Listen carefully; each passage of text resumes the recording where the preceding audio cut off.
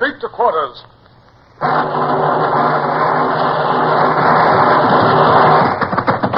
Now up the guns. Stand by the starboard battery. One broadside into it, if you please, Captain Bush.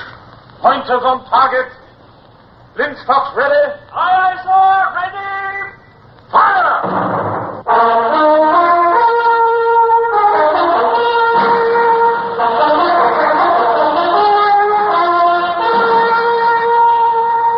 Presenting Michael Redgrave as C.S. Forrester's indomitable man of the sea, Horatio Hornblower.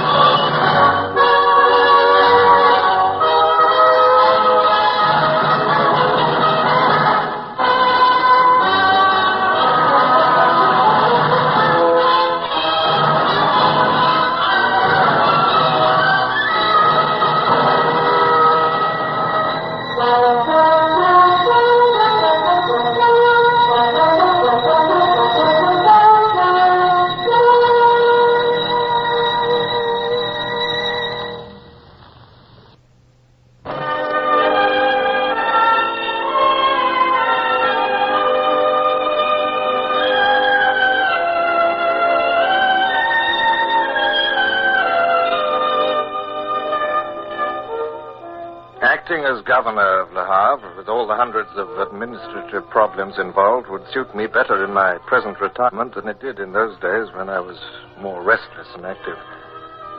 But having accepted the surrender of the city, I was forced to keep a tight hold on the reins until Whitehall should see fit to relieve me of that duty. In the meantime, a clear head and an iron hand were needed. For instance, the matter of the fisherman's deputation was but one of many where firmness was essential. But, Your Excellency, we are innocent fishermen. Indeed. My captain reports that just before he captured your boat, you just slipped out from Honfleur across the estuary. Honfleur is still under the rule of Bonaparte and is under blockade. I've no doubt that you sold your catch there at 3 times the price you could have obtained here in Le Havre. That, monsieur, is trading with the enemy. And it's within my power to have all 3 of you hanged without trial. I wish to retain the goodwill of all citizens of Le Havre, so on this occasion, I shall let you go.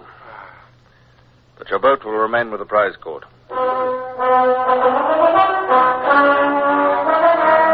Now, Captain Howe, what was that about a prince? A note from the Foreign Office. They are sending the Duc d'Angoulême. Oh, are they? What am I supposed to do with him? Who is he, anyway? Eldest son of King Louis's brother. He married Marie-Thérèse, daughter of Louis XVI. Oh, yes, yes. He is the eventual heir of the Bourbon line. He must be about 40 now. As though I hadn't enough worries. Still, I suppose it might be useful to have a figurehead, and the royalists love a figurehead. When's he coming? He will arrive tomorrow, sir, if the wind is fair.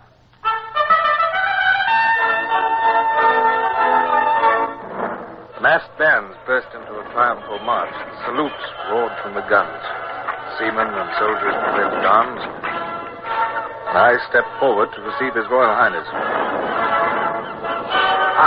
Sir Horatio, I am Horatio. France, la belle France. Anything less beautiful than the waterfront of Le Havre in a freezing nor'easter I could not imagine, but it sounded well. And on that note, the carefully trained Duke continued through all the wearisome and frigid ceremonies which followed, the presentations, the processions, the dedication service, and the final reception of the Hotel de Ville. It was during the latter that I became aware of Brown, my coxswain, discreetly twitching my sleeve. Beg pardon, sir. Colonel Dobbs sent me in. He says he'd like you to see a dispatch what's just come in. That's very well. Tell Colonel Dobbs I'll join him in my office when I can slip away without attracting notice.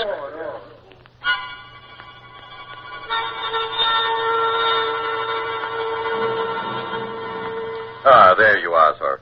Glad you managed to get away. I think the frogs are on their way out at last, sir. This message came through from Paris. Message from Paris? It was folded up in a button on the messenger's coat. He left Paris yesterday. Well, what does it say? This morning, siege artillery left the artillery park at Sablon by river, going downstream. It included the 107th Regiment. The guns were 24-pounders, and I believe there were 24 of them. 3 companies of sappers and a company of miners were attached. It is said that General Keogh will command. I do not know what other forces he will have. Bonaparte is still fighting desperately on 2 fronts, yet he still contrives to scrape a force to deal with us, because he knows we represent the deadliest menace to his power yet. However, it's useless to stand and complain. It's time for us to take the offensive. So I want to report on the roads between here and Rouen. Rouen, sir? Of course. Don't you see? The Seine is the answer to this. By water, those heavy guns can be moved far more quickly than by road. The barges are being towed downstream night and day. They must already be nearing Rouen. Brian, come here.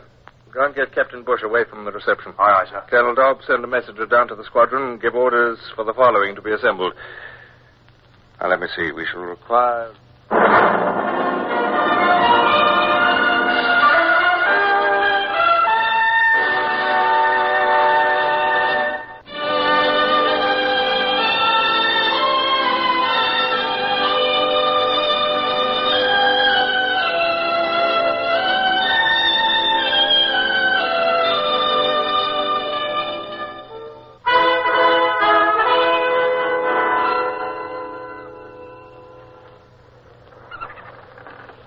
Well, now, Bush, you thoroughly understand the scheme? I think it's quite clear, sir.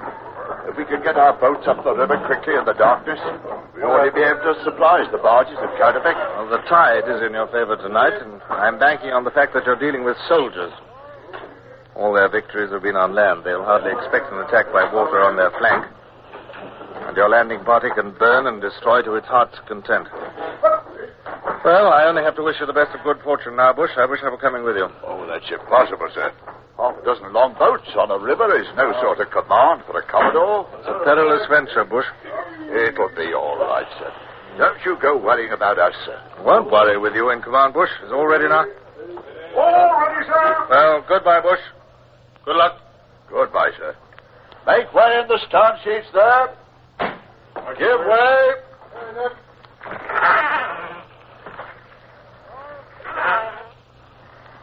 Goodbye, sir. We'll be back before dawn.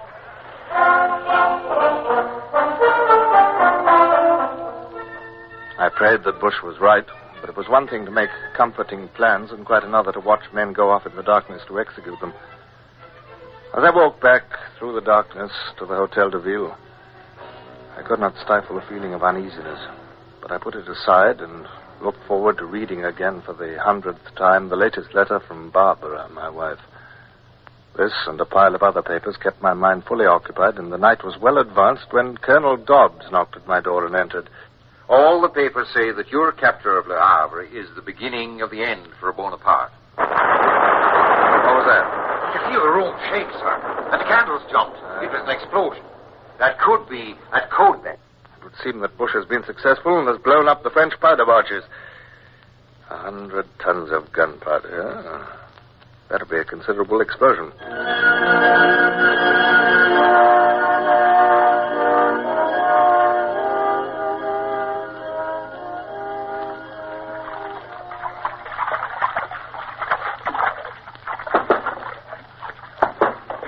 Oh, come in. Oh, good morning, Captain Hart. What is it? Morning, sir. 2 boats are coming down the estuary, sir. Only 2? Only 2, sir. One of them's Camilla's launch. I can recognize her through the glass. I don't think the other's from Nonsuch, but I can't be sure. Very good, Captain. I'll join you in a moment.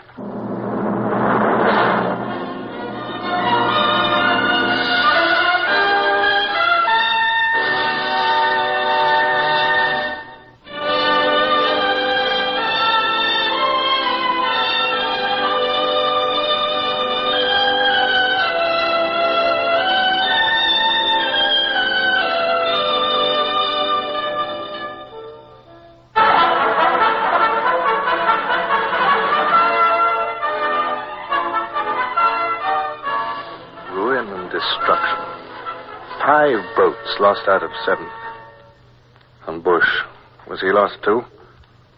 Though I knew that the destruction of the French siege train would be well worth the loss of the whole flotilla, I could not coldly balance the profit and loss if my old friend Bush were among the losses. 1 boat's coming to the quay, sir. Huh? I'll have the officer here in 15 minutes. Good. Mr. Livingston, sir. 3rd officer of the Camilla. Take a seat, Mr. Livingston. Make your report, please. Thank you, sir. We went up the river without incident, sir. We could see the lights of Caudebec before we were challenged from the bank. Captain Bush's longboat was leading. Where was your boat? Last in the line, sir.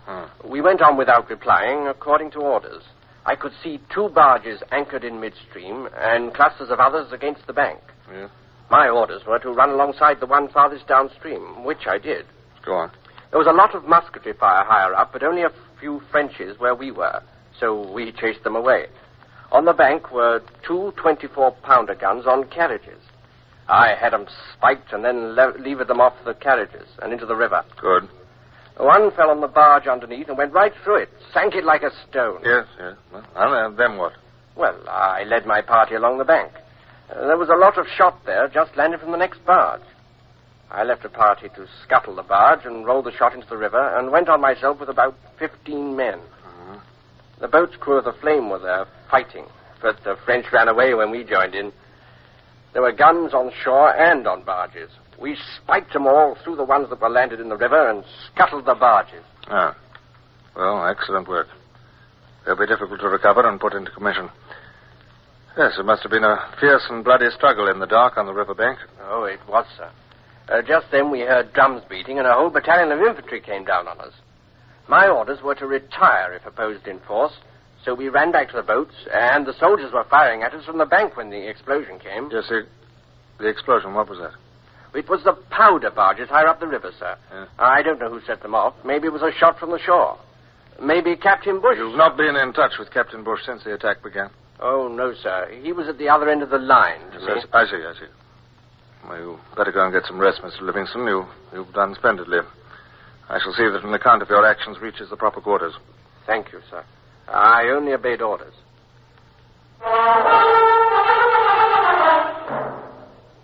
The operation had been brilliantly successful.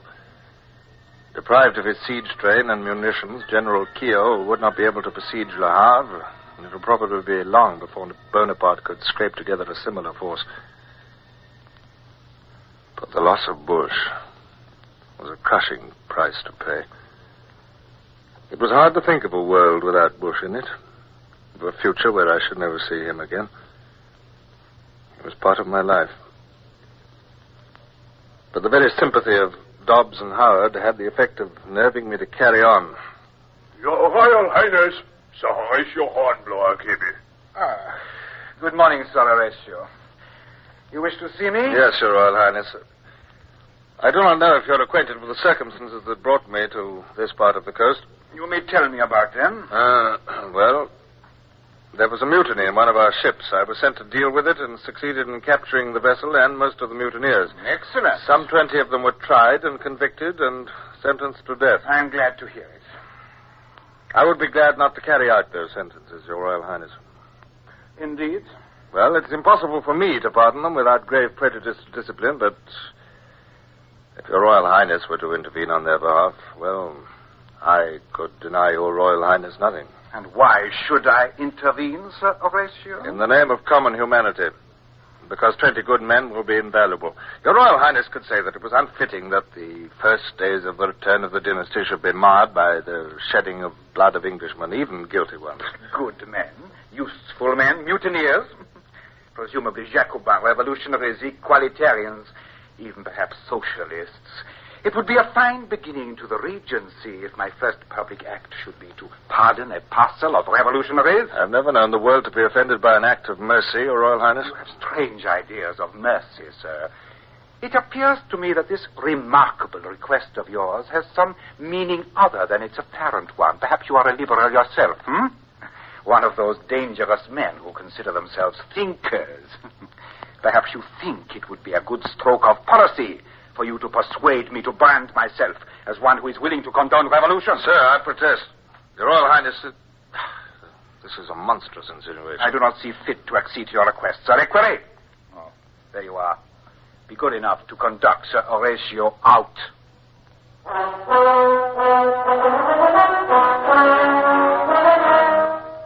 As I strode with burning cheeks past the courtiers and sentries, I was almost blind with fury. I stamped into my office, flung myself into my chair, sprang up again, paced the room. I hardly knew what I was doing as I struggled to restrain my anger. Dobbs and Howard gave one astonished stare at me and then bent studiously over their desks. But as my anger began to subside, a plan formed in my mind. I sat down again at my desk and addressed Captain Howard. I want those French fellows brought in here, the ones who came with the Duke, the Equerry, the Chevalier d'Honneur, and the Almoner. You fetch them in now, will you? I'll get them right away, sir. Colonel Dobbs, I'll trouble you to make ready to write at my dictation. Please show no surprise at anything I may ask you to write. Oh, that was quick work, Howard. I met them in the corridor, sir. Good. Well, gentlemen, I've asked you to come to hear the letter I'm about to dictate and send to my Prime Minister. I think you understand English well enough to get the gist of it. Are you ready, Colonel Dobbs? Quite ready, sir. Very well. To the Right Honourable Lord Liverpool.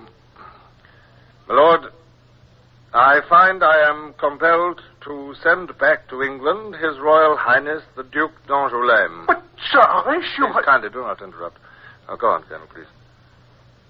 I regret to have to inform your lordship that His Royal Highness has not displayed the helpful spirit the British nation is entitled to look for in an ally. Sir, this is impossible. It is not... Continue, Colonel, please. During the few days in which I have had the honor of working with His Royal Highness, it has been made plain to me that His Royal Highness has neither the tact nor the administrative ability desirable in one so high a station. Sir, I must speak. You cannot send that letter. No, why not? And you cannot send His Royal Highness back to England. You cannot. You cannot. No, he cannot. Is that so, gentlemen? Do you know who holds the power in this city?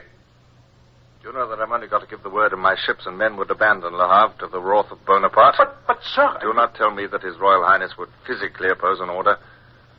Have you ever witnessed a deserter being brought in? Well, the frog march is an undignified and painful method of progression. But that letter would discredit His Royal Highness in the eyes of the world. It might even endanger the succession. You will never send it, please, I can only assure you that I can or that I will. Perhaps, sir, there has been some misunderstanding. If His Royal Highness has refused some request of Your Excellencies, it must have been because he did not understand how important it was. If Your Excellency would allow us to make further representations to His Royal Highness, I know... Yes, sir. If you would allow that, I'm sure His Royal Highness would understand. Ah. And what do you think, Colonel Dobbs? I'm sure he would.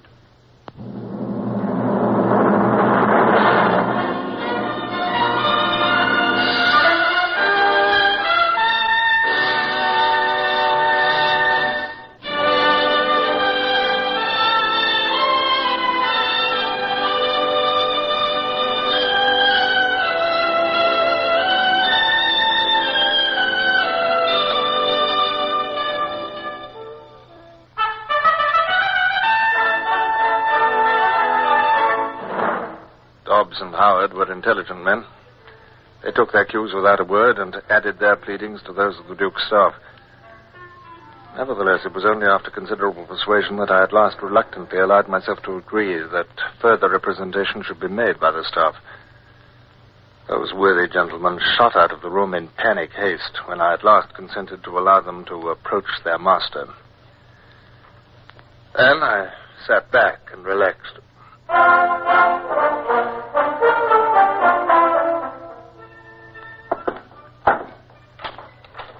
Begging your pardon, sir. What is it, But Brown? His Royal Highness would like to come and see you, sir, if Your Excellency could kindly spare a few minutes. He's coming to you. My word, sir, he must be in a panic. I'm begging your pardon, sir, but I got a peep into His Royal Highness's room. He was hopping about like a monkey and using language I wouldn't have thought the Royal Highness would have known. Yes, thank you, Brown. That's enough. Captain Howard, be so good as to wait upon His Royal Highness. Inform him that I'll receive him in 15 minutes, when I've disposed of my more urgent business.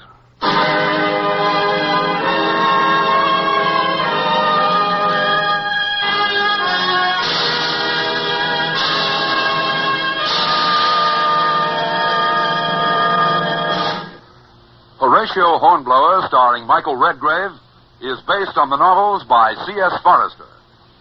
Music composed and conducted by Sidney Torch. Produced by Harry Allen Towers.